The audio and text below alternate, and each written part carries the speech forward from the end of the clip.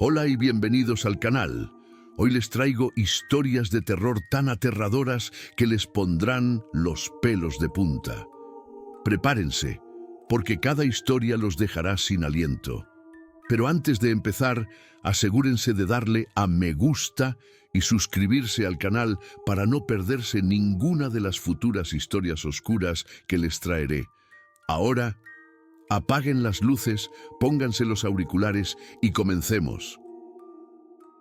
Elena Ramírez sentía que las paredes de su apartamento en Charlotte se cerraban sobre ella.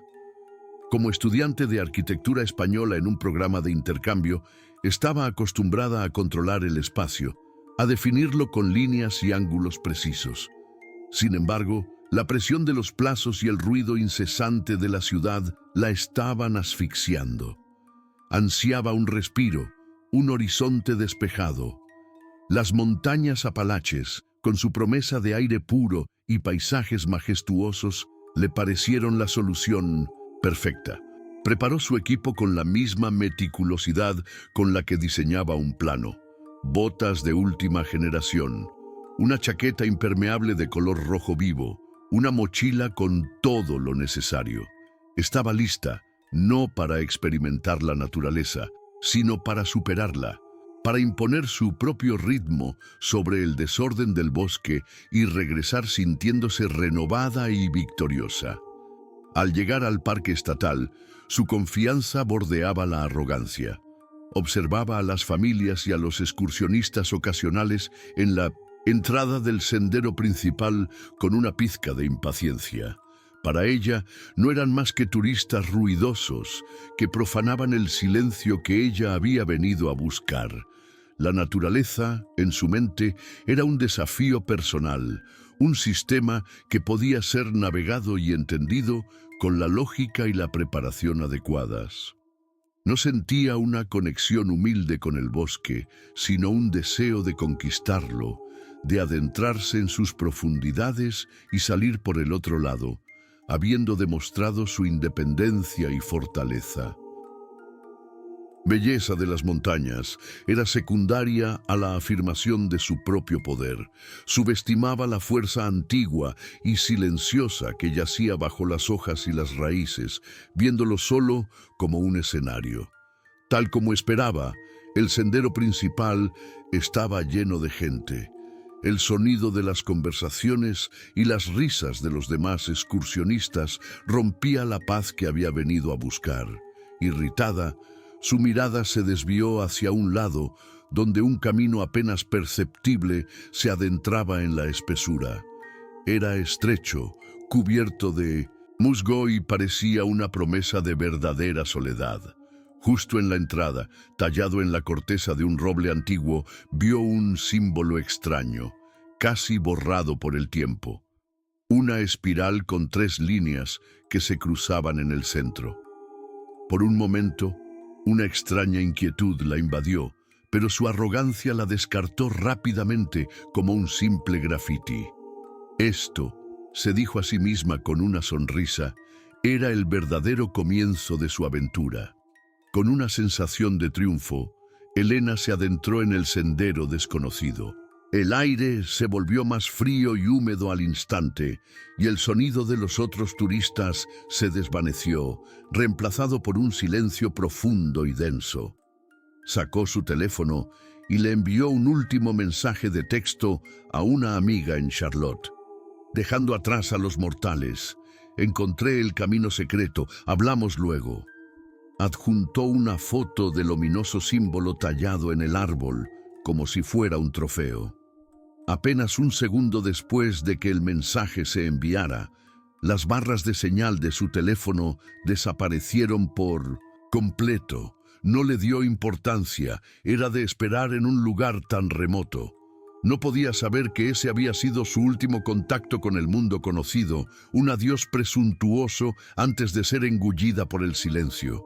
Caminó durante lo que pareció más de 1 hora, sintiéndose cada vez más en sintonía con la naturaleza auténtica. Sin embargo, una sensación extraña comenzó a invadirla. El sol, en lugar de descender gradualmente, pareció desplomarse tras las montañas, sumiendo el bosque en una penumbra prematura. Casi al mismo tiempo, una niebla espesa y lechosa comenzó a subir del suelo húmedo, enroscándose en los troncos de los árboles y borrando el paisaje. Una punzada de ansiedad la hizo detenerse. Decidió que ya era suficiente soledad por un día y se dio la vuelta para regresar.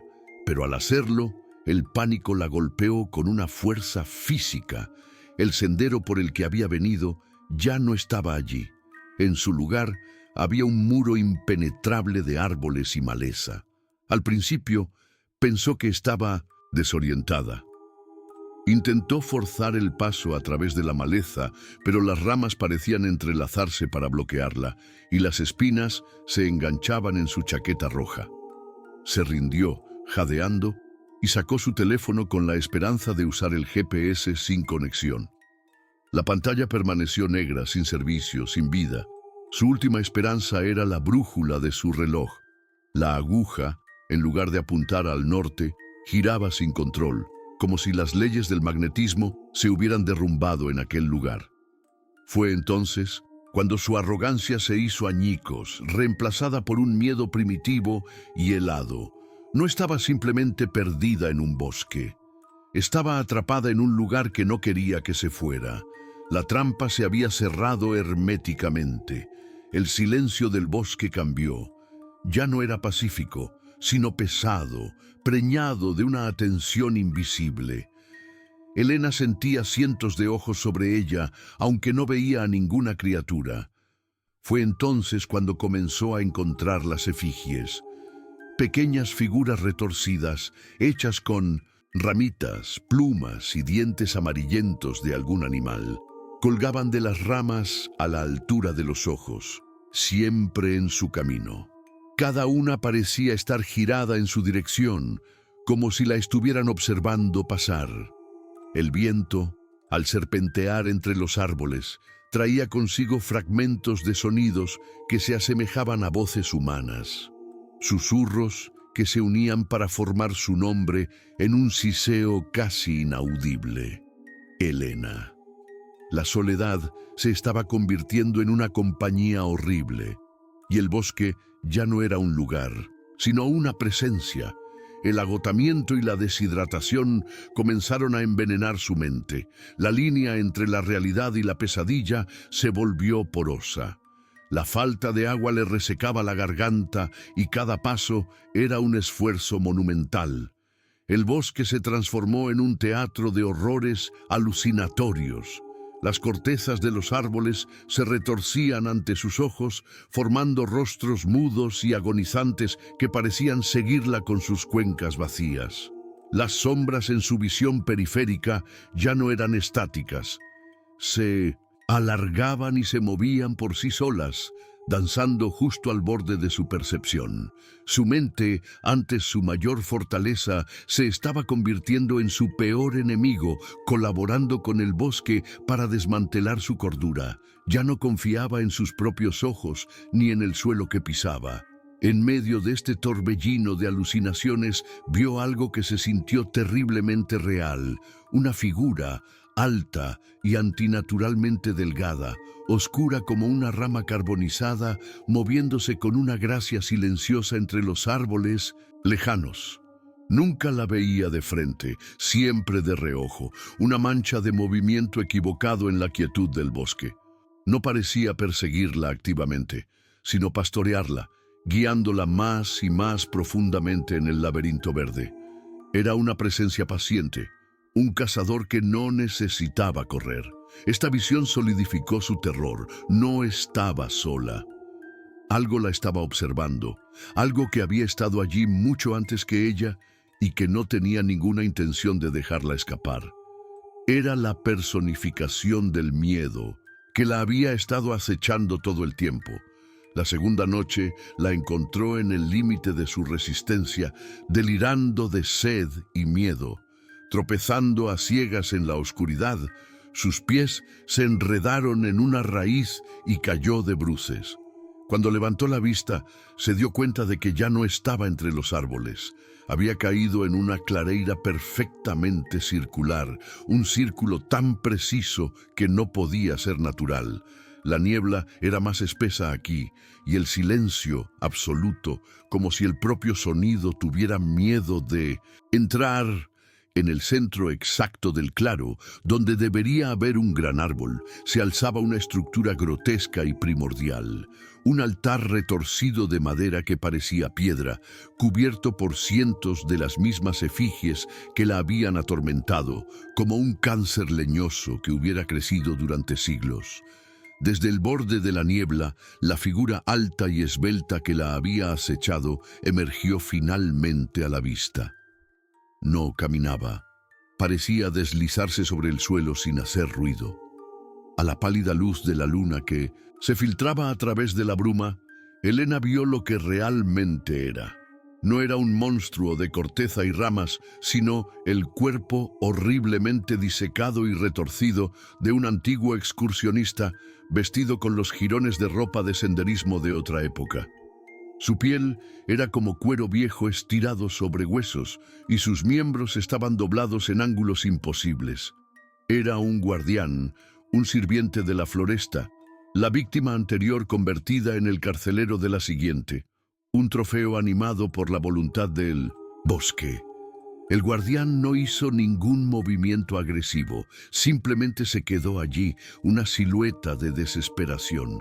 Fue entonces cuando los susurros en la mente de Elena, que habían sido un tormento caótico, se unieron en un coro claro y coherente. No eran palabras, sino un sentimiento puro y abrumador que inundó cada fibra de su ser. Era una invitación, un anhelo de paz, de rendición. Le ofrecía el fin del miedo, del dolor, del hambre y de la sed.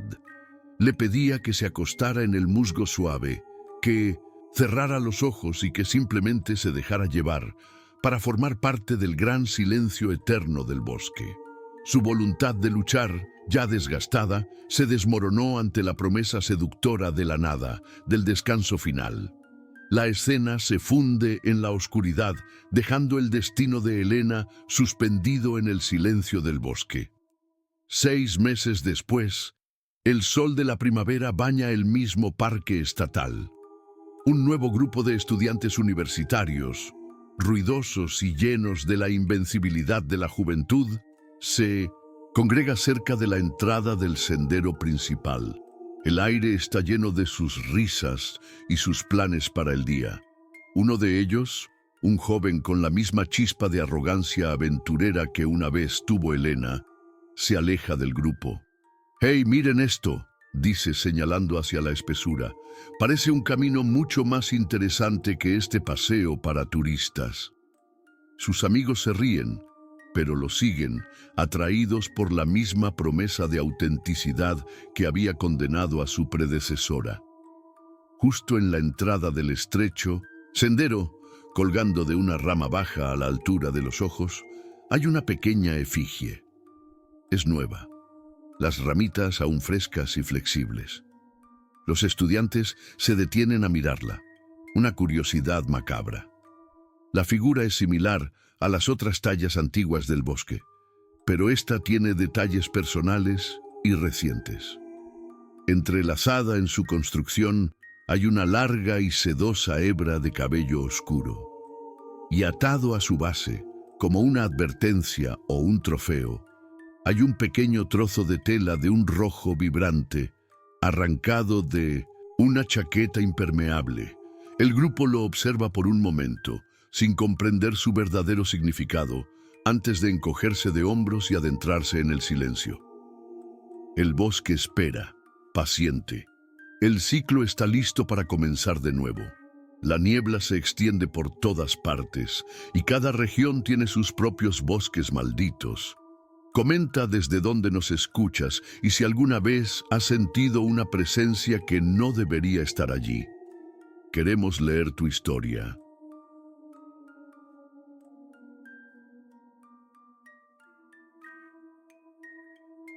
La colonia La Calma, en Guadalajara, hacía honor a su nombre.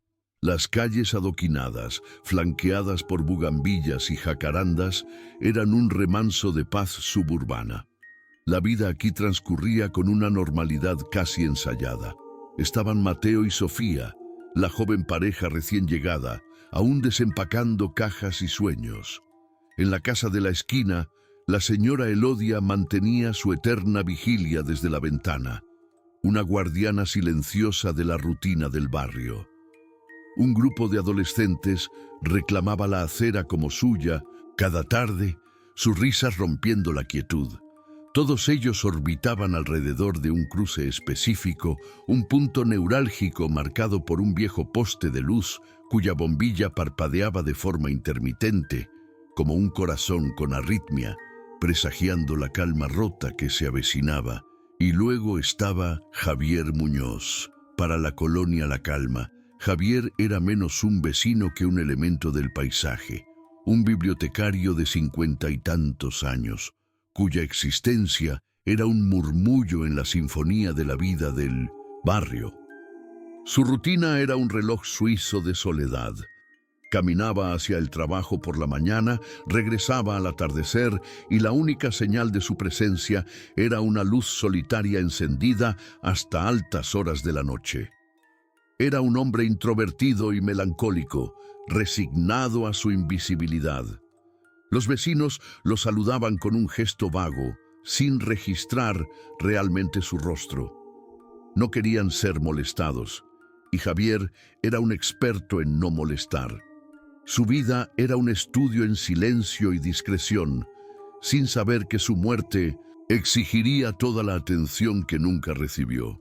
La lluvia cayó esa noche, una cortina de agua que lavaba las calles tranquilas. Javier caminaba a casa, su paraguas una frágil defensa contra la tormenta. Al llegar al cruce, la luz del poste parpadeó, bañando la escena en destellos estroboscópicos. Fue entonces cuando un coche apareció de la nada, a una velocidad criminal, sus faros cortando la lluvia. No hubo tiempo para reaccionar. El impacto fue un estallido sordo y brutal de metal contra carne. El cuerpo de Javier fue lanzado por los aires, aterrizando con un golpe húmedo sobre el pavimento.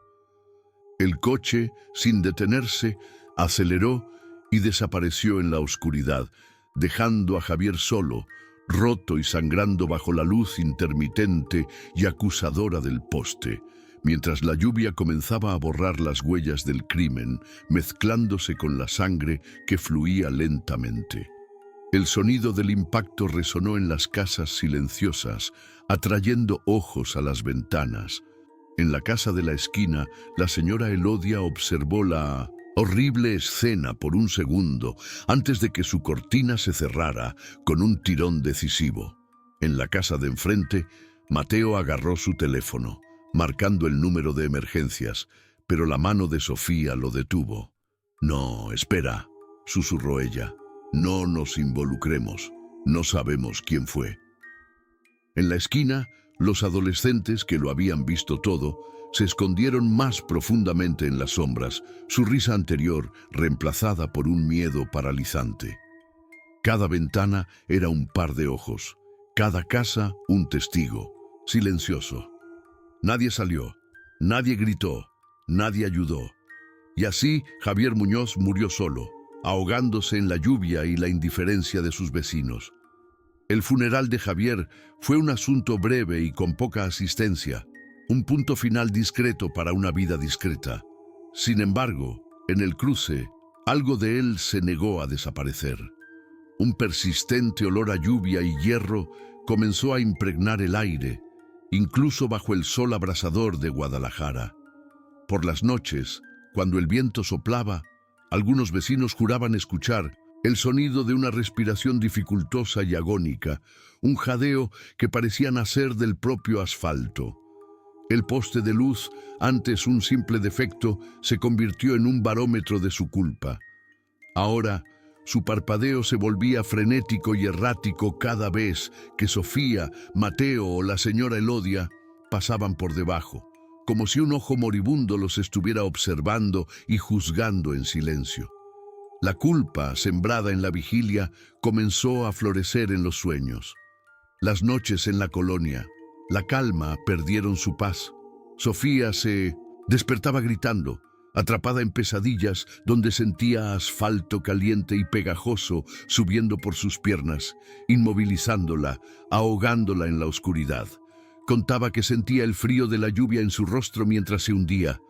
Por su parte, la señora Elodia, sentada en su sillón de siempre, empezó a ver cosas en la pantalla negra de su televisor apagado.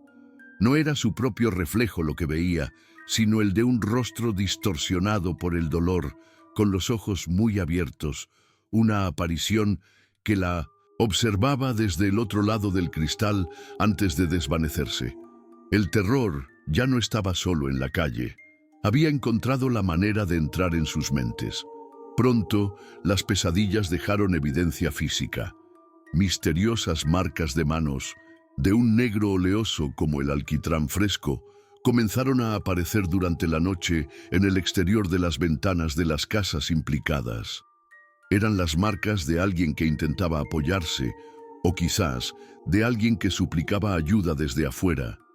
Sofía las descubrió una mañana en el cristal de su dormitorio, y su grito despertó a Mateo. La señora Elodia las encontró en la ventana de su sala de estar, justo a la altura de su sillón. Sin embargo, con los primeros rayos del sol, las huellas se desvanecían sin dejar rastro, como si la luz del día purgara la evidencia. Esto solo aumentaba el terror, convirtiendo la noche en un territorio enemigo y sus hogares en jaulas de cristal.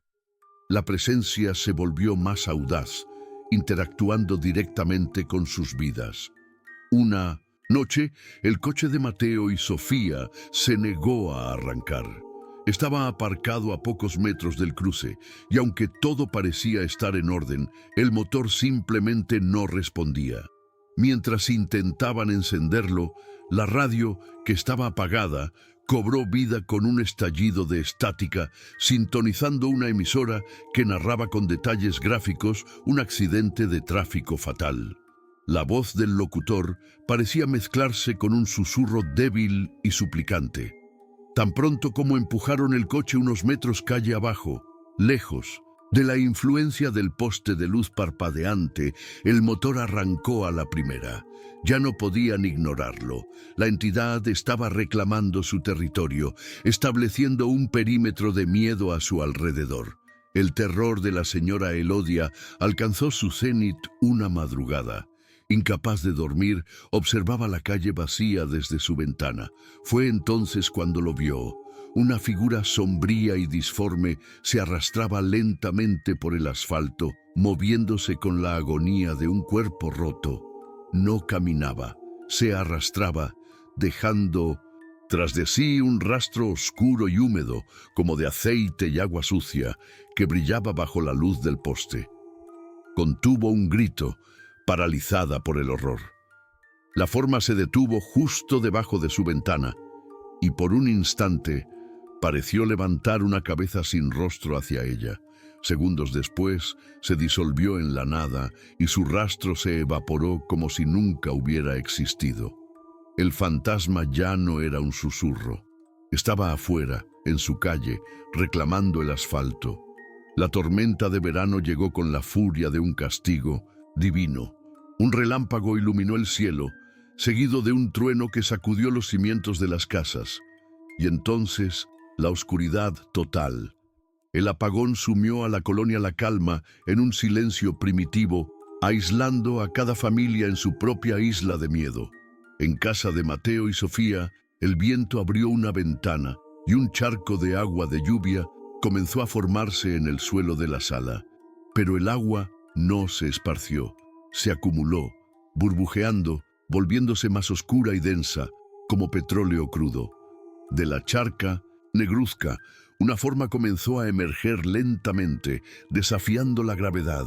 Un brazo torcido, luego un hombro, todo cubierto de un asfalto brillante y derretido. Mientras Mateo y Sofía observaban, paralizados, el resto del ser se formó, una grotesca manifestación de Javier, con los miembros en ángulos imposibles y el sonido de huesos rotos crujiendo con cada movimiento. En la casa de al lado, la señora Elodia vio cómo el aire sobre el sillón vacío frente a ella comenzaba a ondular, espesándose, hasta formar la misma aparición aterradora. El espectro no se abalanzó sobre ellos ni pronunció palabra. Simplemente se quedó allí, su presencia llenando las habitaciones con un frío sepulcral y el abrumador olor a pavimento mojado y sangre. Fue entonces cuando la verdadera tortura comenzó. Un frío repentino se apoderó de ellos, el frío del asfalto húmedo, y un dolor sordo comenzó a extenderse por sus cuerpos.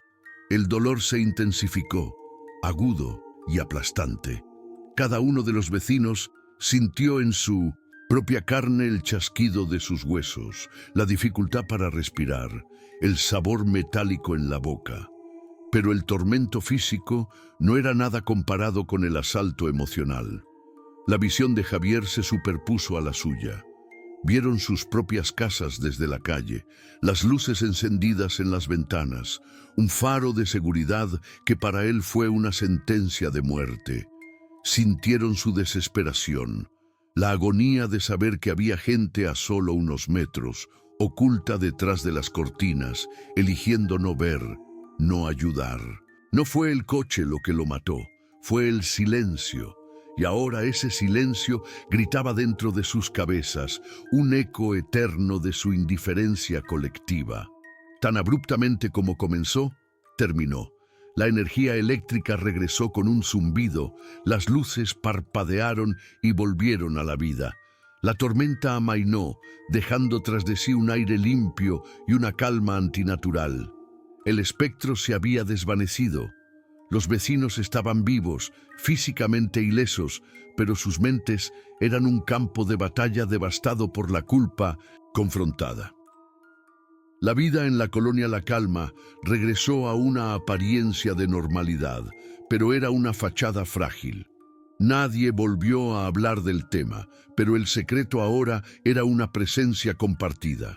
Y en la calle, en el lugar exacto donde murió Javier, apareció una mancha oscura en el asfalto, una sombra que ni la lluvia, ni el sol, ni los servicios de limpieza de la ciudad pudieron borrar jamás. La colonia La Calma nunca más recuperó su paz. Las casas se pusieron a la venta, las familias se mudaron, pero la memoria permaneció impregnada en las paredes y el pavimento. En noches silenciosas y calurosas, los nuevos residentes a veces reportan ver algo extraño en el cruce, una distorsión en el aire, como una ola de calor ascendiendo del asfalto con la forma de un hombre acostado. Una ilusión óptica que se disipa en cuanto te acercas, pero que es lo suficientemente real como para helar la sangre. El barrio no quedó embrujado por un fantasma vengativo, quedó marcado por algo mucho peor, el eco eterno de un acto de indiferencia, un recordatorio perpetuo de que el peor monstruo no es el que regresa de la tumba, sino el que mira desde la ventana y decide no hacer nada. El silencio se extiende por todas partes y cada barrio tiene sus propias calles malditas. Comenta desde dónde nos escuchas y si alguna vez has sentido una presencia que no debería estar allí. Queremos leer tu historia. No te vayas ahora, la mejor historia está por venir. Mateo Vidal llegó a Alborada Oscura como un fantasma escapando de otro. La aldea gallega, perpetuamente envuelta en una densa niebla, parecía el lugar perfecto para desaparecer. Como veterinario, su vida se había regido por la lógica y la ciencia, pero ninguna de ellas podía explicar o curar el vacío dejado por la muerte de su pequeña hija, Sara, en un accidente de coche. Compró una vieja casa de piedra en las afueras, un refugio contra un mundo que se había vuelto demasiado ruidoso, demasiado lleno de recuerdos. Buscaba el silencio, un exilio autoimpuesto donde el único sonido fuera el de la lluvia y el viento. Creía que, si lograba adormecer su corazón, podría sobrevivir al dolor. Cada piedra húmeda y cada sombra del valle parecían reflejar el paisaje desolado de su propia alma. Fue en una de sus caminatas solitarias que la encontró. Una perra callejera, flaca y maltratada, con unos ojos increíblemente dóciles que no guardaban rencor por la crueldad del mundo. Mateo, que había dedicado su vida a sanar animales, sintió la primera punzada de su antigua vocación en meses. La llevó a casa, la limpió, curó sus heridas y la bautizó como Sombra. En pocos días, la perra se convirtió en su única compañera, una presencia cálida que lo seguía a todas partes y se acurrucaba a sus pies por la noche. Por primera vez, desde el accidente, Mateo sintió una brizna de consuelo, un ancla en su océano de dolor. No sabía que al darle refugio a esa alma inocente, había abierto la puerta a algo mucho más antiguo y oscuro. El consuelo duró poco. Un par de noches después, pasada la medianoche, un sonido extraño lo despertó. No era un ladrido ni un gemido, sino un gruñido bajo y gutural, una vibración que parecía hacer temblar el suelo de madera. Mateo bajó las escaleras y encontró a Sombra en el centro del salón. La perra estaba completamente rígida, una estatua de tensión con el pelo del lomo erizado como alambre. Sus labios estaban contraídos, revelando sus dientes, y el amenazador gruñido emanaba de su pecho. No le gruñía a él, sino a una pared vacía, a un rincón oscuro donde no había absolutamente nada. Mateo, como veterinario, jamás había visto un comportamiento así. No era miedo ni agresión territorial, era algo más antiguo y deliberado. Se atrevió a llamarla en un susurro. «Sombra». La cabeza de la perra giró lentamente hacia él, y fue entonces cuando vio sus ojos. Ya no eran las pupilas gentiles y asustadas que había rescatado. Ahora eran dos pozos de inteligencia fría, enfocados y llenos de una malevolencia que no pertenecía a ningún animal. Lo miraron a través de él, como si evaluaran su alma. La tensión se volvió insoportable, y de repente, tan rápido como empezó, terminó. El cuerpo de Sombra sufrió un violento espasmo, se desplomó en el suelo y soltó un gemido lastimero. Volvió a ser ella misma temblando, buscando sus caricias con una confusión aterrorizada en la mirada. Se acurrucó contra él, tan asustada como su dueño, sin saber qué acababa de ocurrir. El episodio de la pared vacía no fue un hecho aislado, sino el preludio de una macabra rutina.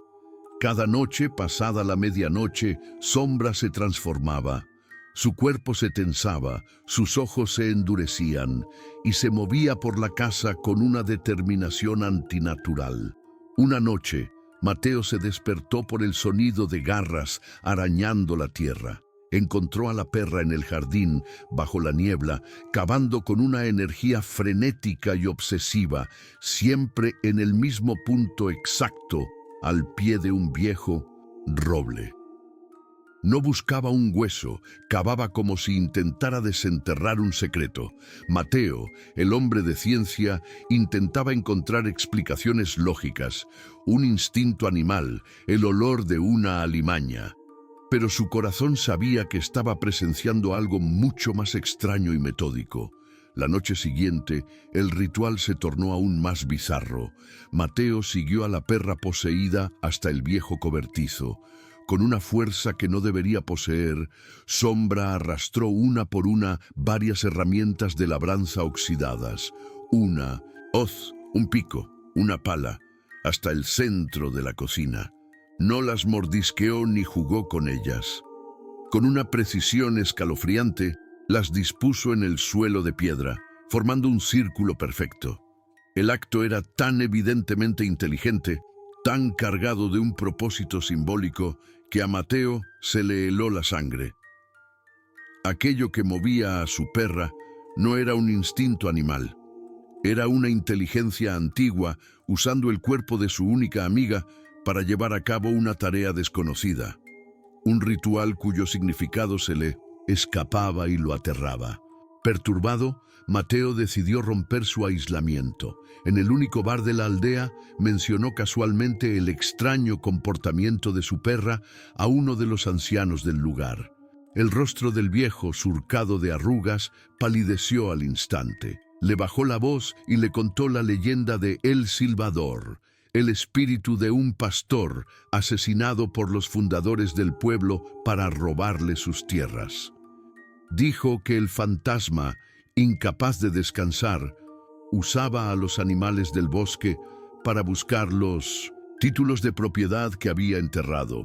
Su presencia, advirtió el anciano, siempre venía anunciada por un silbido melancólico en el viento. Mateo forzó una sonrisa, agradeció al viejo por el cuento y se fue, diciéndose a sí mismo que era solo folclore supersticioso para asustar a los forasteros. Esa misma noche, el ataque del espíritu se volvió personal y cruel. Mateo se despertó de una pesadilla con una sensación de peso en el pecho. Abrió los ojos y vio a Sombra sentada al lado de su cama, inmóvil, observándolo en la penumbra con aquellos ojos inteligentes y fríos. No gruñía, solo miraba. El terror le impidió moverse. Bajó la vista y vio lo que descansaba sobre su pecho. Era una pequeña muñeca de cuero, sucia de tierra fresca, toscamente hecha, pero con un detalle que le robó el aliento. Era terriblemente parecida a la muñeca favorita de su hija Sara. El espíritu ya no estaba buscando algo en el jardín. Ahora estaba hurgando directamente en la herida abierta de su alma. Paralizado por el horror y el dolor, Mateo apartó la muñeca de su pecho como si quemara. Fue en ese momento de silencio absoluto, con el corazón martilleándole en los oídos, cuando lo escuchó por primera vez. Un sonido débil, agudo y melancólico, que se deslizó a través de la niebla y el cristal de la ventana. Un silbido. No era el viento, ni un pájaro nocturno. Era exactamente como el anciano lo había descrito. Una melodía triste y errante que parecía no tener origen y sin embargo lo envolvía todo. En Nidos, ese instante, su escepticismo, su armadura de ciencia y lógica se hizo añicos. La leyenda era real. El silbador era real, y no solo estaba rondando su propiedad, lo estaba llamando, usando la memoria de su hija para atraerlo. La siguiente medianoche, Mateo no esperó en la cama. Armado con una linterna y una determinación nacida de la desesperación, siguió a Sombra. La perra, poseída, se movía a través de la niebla con una seguridad antinatural, sin dudar, como si siguiera un camino invisible. Lo guió hasta el fondo de su propiedad, a las ruinas de una pequeña capilla del siglo XVII, un esqueleto de piedra cubierto de hiedra. Dentro, Sombra no se detuvo. Corrió directamente hacia el altar derruido y comenzó a cavar frenéticamente en la tierra bajo la losa principal. Con gemidos guturales, sus patas arrojaban tierra y piedras hasta que golpearon algo sólido. Una pequeña caja de madera podrida, atada con correas de cuero enmohecidas, que exhalaba un olor a tierra antigua y a injusticia. Con manos temblorosas, Mateo sacó la caja del agujero y la abrió. Dentro solo había un fajo de papeles amarillentos y quebradizos. En el instante en que sus dedos los tocaron, un viento helado barrió las ruinas, apagando su linterna y haciendo que el silbido, que hasta ahora había sido distante, se volviera ensordecedor. Sombra levantó la cabeza y de su garganta surgió una voz que no era la suya. Era una fusión horrible, un gruñido canino profundo sobre el que cabalgaba el susurro de un hombre muerto. «Mis tierras», resonó la voz en la capilla, «robadas, mi sangre derramada sobre esta misma piedra por los fundadores de esta aldea». El espíritu de El Silbador, hablando a través de su leal compañera, finalmente se había revelado por completo. Mateo retrocedió, pero la voz lo detuvo. No te haré daño, veterinario. Tú también conoces el dolor del robo. La voz se suavizó, volviéndose peligrosamente seductora.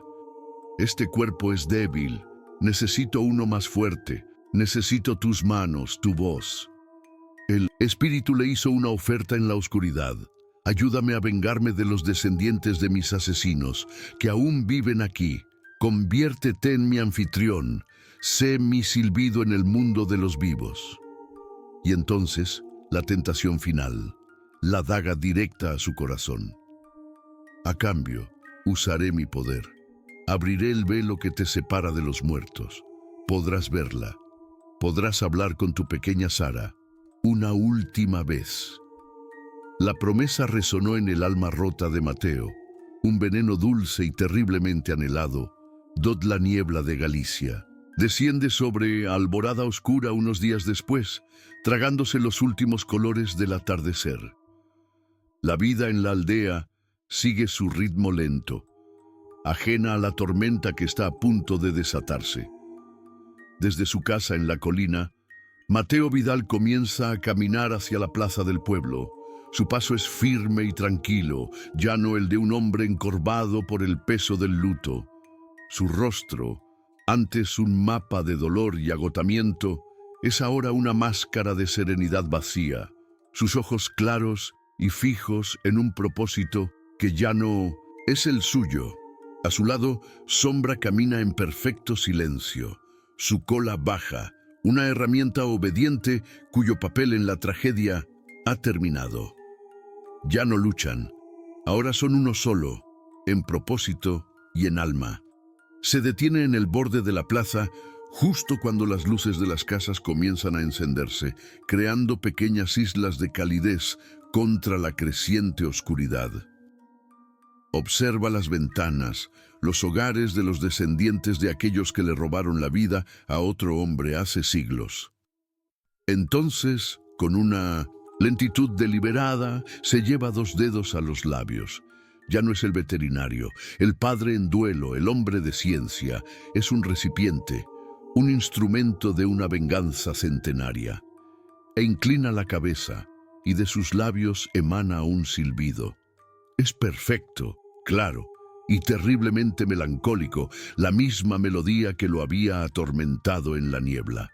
Mateo Vidal había aceptado el pacto. La tragedia de un solo hombre se acababa de convertir en la inminente maldición de toda la aldea. La niebla de Galicia desciende sobre Alborada Oscura unos días después, tragándose los últimos colores del atardecer. La vida en la aldea sigue su ritmo lento, ajena a la tormenta que está a punto de desatarse. Desde su casa en la colina, Mateo Vidal comienza a caminar hacia la plaza del pueblo. Su paso es firme y tranquilo, ya no el de un hombre encorvado por el peso del luto. Su rostro, antes un mapa de dolor y agotamiento, es ahora una máscara de serenidad vacía. Sus ojos claros y fijos en un propósito que ya no es el suyo. A su lado, Sombra camina en perfecto silencio. Su cola baja, una herramienta obediente cuyo papel en la tragedia ha terminado. Ya no luchan, ahora son uno solo, en propósito y en alma. Se detiene en el borde de la plaza justo cuando las luces de las casas comienzan a encenderse, creando pequeñas islas de calidez contra la creciente oscuridad. Observa las ventanas, los hogares de los descendientes de aquellos que le robaron la vida a otro hombre hace siglos. Entonces, con una lentitud deliberada, se lleva 2 dedos a los labios. Ya no es el veterinario, el padre en duelo, el hombre de ciencia. Es un recipiente, un instrumento de una venganza centenaria, e inclina la cabeza, y de sus labios emana un silbido. Es perfecto, claro, y terriblemente melancólico, la misma melodía que lo había atormentado en la niebla. Mateo Vidal había aceptado el pacto. La tragedia de un solo hombre se acababa de convertir en la inminente maldición de toda la aldea. Hay historias que no Terminan, solo esperan en la oscuridad a ser contadas de nuevo. Si no quieres perderte en el silencio, deja tu like y suscríbete al canal. Quizás así tu camino siempre esté iluminado.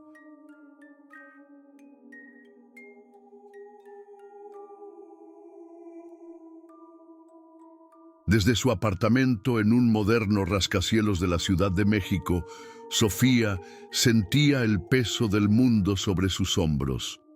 Recién divorciada y consumida por los plazos de su trabajo como diseñadora gráfica, la culpa era su compañera constante.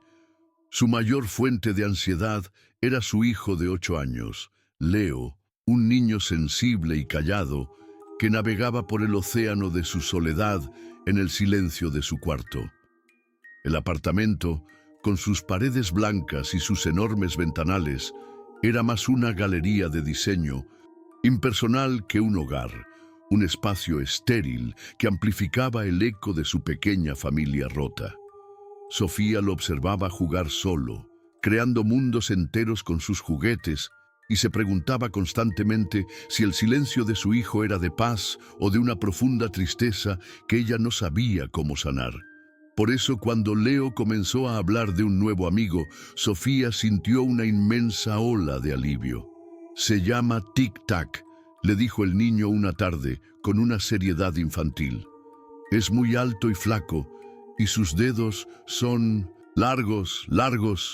Hizo un gesto con sus propias manos, estirando los dedos. «Y hace un ruido con la lengua, como un reloj. Tic, tic, tic». Para Sofía, agotada y preocupada, la descripción sonaba como la creación perfecta de una mente imaginativa. Un amigo imaginario. Era un mecanismo de defensa saludable, una señal de que su hijo estaba lidiando con los cambios. Lo animó a hablar de él, viendo a Tic Tac no como una amenaza, sino como un aliado inesperado en la batalla contra la soledad de Leo. El primer indicio de que algo andaba terriblemente mal llegó una mañana, desde la esquina del cuarto de Leo. El silencio fue lo que alertó a Sofía. La rueda del hámster de Leo, Pipo, siempre estaba girando. Encontró a su hijo arrodillado frente a la jaula, sus pequeños hombros sacudidos por sollozos silenciosos. Dentro, Pipo yacía inmóvil. Con el corazón encogido, Sofía lo consoló, preparándose para la primera lección de su hijo sobre la muerte. Pero la explicación de Leo no fue la de un niño de 1900 luto. «Fue un juego», susurró con la voz rota. Tic Tac dijo que jugáramos a ver quién aguantaba más la respiración. Pipo no era muy bueno. La frase, dicha con una angustia genuina, era una mezcla monstruosa de inocencia y una crueldad que no le pertenecía. Un escalofrío recorrió la espalda de Sofía. Por un momento, las palabras de Leo parecieron las de un extraño. Miró a su hijo, buscando un atisbo de malicia, pero solo vio una profunda y auténtica tristeza. La disonancia era aterradora. Su mente se apresuró a encontrar un ancla en la lógica. «Fue un accidente, mi amor», le dijo, abrazándolo con fuerza, más para calmar su propio pánico que el de él. Racionalizó la horrible explicación como la única manera que tenía la mente de un niño para procesar una muerte repentina y sin sentido. Tic Tac no era una influencia, era una metáfora, un personaje creado para dar sentido a una tragedia. Se convenció a sí misma de que era un incidente aislado. Aunque la frase «Pipo no era muy bueno», seguiría resonando en sus pesadillas. La muerte de Pipo fue solo el comienzo. La influencia de Tic Tac comenzó a desbordarse del apartamento hacia el mundo exterior. En el moderno patio de juegos del condominio, Sofía observaba a Leo jugar con una ansiedad creciente. Vio cómo, con un empujón que parecía deliberado, hacía caer a una niña pequeña de la parte superior del tobogán. La niña rompió a llorar, y cuando Sofía corrió a regañar a Leo, él la miró con ojos inocentes y le susurró al oído. «Tic Tac me retó, dijo que sería divertido». La palabra divertido sonaba ahora obscena, una justificación para una crueldad que no encajaba con el niño sensible que ella conocía. La negación de Sofía comenzaba a resquebrajarse bajo el peso de la evidencia. El cambio más visible se manifestó en sus dibujos. Leo, que antes llenaba páginas con soles sonrientes y casas de colores, ahora solo usaba el crayón negro. Sus creaciones, que Sofía encontraba esparcidas por la casa, eran variaciones del mismo tema inquietante. Mostraban a un niño pequeño, a menudo llorando, y detrás de él, siempre al acecho, una figura alta y delgada, casi un garabato de hombre, con brazos largos y dedos que terminaban en puntas afiladas. A veces, la figura susurraba al oído del niño, otras simplemente observaba. Cuando Sofía le preguntó quién era, Leo respondió con una naturalidad escalofriante. «Es Tic-Tac, esperando para jugar». El arte de su hijo se había convertido en un diario gráfico de su corrupción. El juego dejó de ser un asunto de niños y se convirtió en algo grave. Una mañana encontraron a la señora Carmen, una amable vecina anciana, al pie de las escaleras de emergencia con la cadera rota. Había resbalado. Esa noche, Leo, en medio de una crisis de llanto y culpa, le confesó a su madre la verdad. Tic-Tac me dijo que dejara mi cochecito en el escalón de arriba. Dijo que sería una broma muy graciosa, que ella se asustaría y saltaría. La sangre de Sofía se convirtió en hielo. La conexión era innegable, directa y malévola. Ya no había lugar para la racionalización. Aquello no era la imaginación de un niño, era una fuerza externa que estaba usando a su hijo como un títere para causar dolor real. Aterrorizada, Sofía tomó una decisión. Tic-Tac debía desaparecer. Se sentó con Leo y con una voz tan firme como pudo, le prohibió volver a hablar o jugar con su amigo. La reacción no fue la de un niño al que le quitan un juguete. La cara de Leo se contorsionó en una máscara de pura rabia. Sus ojos se oscurecieron y su voz, por un instante, se volvió más grave. Un gruñido áspero y adulto que resonó en la habitación. «Tic-Tac dice que estás arruinando el juego», gritó, con una furia que no era suya. El arrebato fue tan violento y antinatural que Sofía retrocedió, asustada de su propio hijo por primera vez. Había desafiado a la entidad y ésta le había respondido directamente. Esa noche, Sofía se encerró en su habitación, el corazón martilleando contra sus costillas. Se despertó horas después, no por un ruido, sino por una sensación de frío y de ser observada. Un terror primordial la invadió. Miró su teléfono. La pantalla estaba encendida, mostrando la hora congelada a las 3:33 am, el reloj despertador digital al lado de su cama, el microondas en la cocina, todos mostraban la misma hora. El tiempo en su apartamento se había detenido. Entonces notó lo peor. La puerta de su dormitorio, la cual recordaba claramente haber cerrado con llave, estaba ahora entreabierta, una rendija de oscuridad invitando a la nada. La entidad ya no se contentaba con atormentar a Leo. Ahora venía por ella. La desesperación es una madre de soluciones extremas. Al día siguiente, Sofía compró una pequeña cámara de seguridad y la escondió en una estantería en el cuarto de Leo, su lente casi invisible entre los juguetes. Acostó a su hijo, le leyó un cuento con una normalidad forzada y esperó. Refugiada en su propia cama, con la puerta atrancada con una silla, observaba la transmisión en vivo en su tableta. Durante una hora, la imagen fue pacífica, Leo durmiendo, su respiración suave y regular. Pero entonces, a través del pequeño micrófono, lo escuchó. Un sonido seco, rítmico, casi inaudible al principio, pero inconfundible. Tic, tic, tic. El chasquido de una lengua. Tic-Tac había llegado a la habitación y ella, por primera vez, iba a ser testigo. Contuvo el aliento, sus ojos pegados a la pantalla. Una de las sombras en la esquina de la habitación pareció moverse, a oscurecerse de forma no natural. Lentamente, como si se despegara de la pared, la sombra se alargó, tomando la forma de una figura alta y esquelética con extremidades desproporcionadas. Se arrastró por el suelo con los movimientos espasmódicos de un insecto, silenciosa, hasta llegar al lado de la cama de Leo. La criatura se inclinó sobre el niño dormido, no para tocarlo, sino para susurrarle algo directamente al oído. Y entonces, Sofía vio lo más horrible de todo. En la pantalla, el rostro de su hijo, en pleno sueño, se curvó en una sonrisa. No era una sonrisa dulce, era satisfecha, cómplice y cruel. El horror de Sofía era total. Su hijo no estaba siendo atormentado, estaba siendo seducido por la maldad.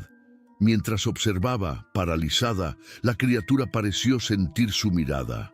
Lentamente giró su cabeza sin rostro, una esfera lisa de oscuridad, directamente hacia el punto donde sabía que estaba la cámara. No tenía ojos, pero Sofía sintió que la estaba mirando, a ella, a través del lente, a través de la pantalla. Supo que había sido descubierta. En ese preciso instante, la transmisión en su tableta se cortó, reemplazada por una pantalla de estática blanca y un chillido electrónico ensordecedor que llenó su habitación. Se había acabado el juego. El monstruo sabía que ella lo sabía y el último velo de seguridad había sido arrancado violentamente. Sofía irrumpió en el cuarto de su hijo, esperando encontrar el horror materializado, pero no había nada. Solo Leo, durmiendo, tranquilamente en su cama, con una expresión pacífica. A la mañana siguiente, el cambio fue milagroso y aterrador. Leo despertó radiante, cariñoso, como si una nube oscura se hubiera disipado de su mente. Le preparó el desayuno, hablando sin parar de la escuela y de sus amigos. Cuando Sofía, con voz temblorosa, le preguntó por Tic-Tac, él la miró con genuina confusión. ¿Quién?, preguntó. No recordaba nada. Una parte de Sofía quería llorar de alivio, abrazar la idea de que la pesadilla había terminado. Pero otra parte, una voz fría en su interior, le decía que un mal tan profundo no desaparecía sin más. Era demasiado fácil, demasiado perfecto.